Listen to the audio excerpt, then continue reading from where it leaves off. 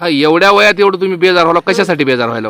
नातू आहे तर 2 सून आहे इथं, त्यांना काही शिकवावं. आता पोरगा बी शिकले बी त्याला काही सरकार नोकरी नाही, उगा असंच काम करून खाते. ही बी असंच खातील पुढे, ह्यांना तर काही करावं म्हणून हे उगा बेजार होणार आमचं. कर्ज काय अंजीमन तेवढं आहे 40,000. ते बी माफ होत नाही, काय नाही. वर्षा याच भरताव, मुद्दल भरताव आणि उचलताव आणि तेच खाताव.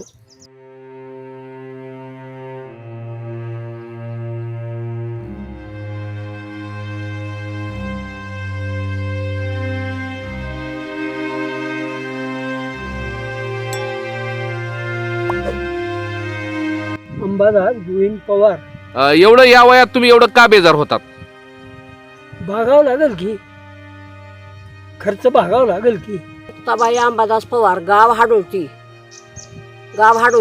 शेत 5 एकर आणि मुलगी 1, मुलगा 1. मला मुलीचं लग्न झाले. मुलगा 1 हा पुण्याला काय बी काम करते.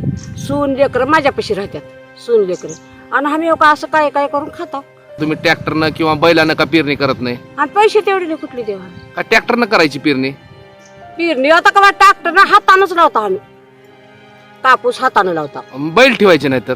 आणि बैल त्यांचा हात हल्लालाय, मान हल्लाली आहे, त्यांना काही वज घ्यायला येईना. उगा आता बिनीलाजाचं काम आहे आमचं.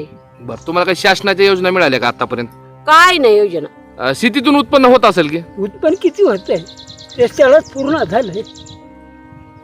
रोजगारी भलताच हे वाढला, रोजगार वाढला, बी खात वाढलं. आमचं गळे इतकं पोतं 4,000 चाललंय आणि 3,000 रुपयाला बॅग मिळाली आहे एक सोयाबीनची.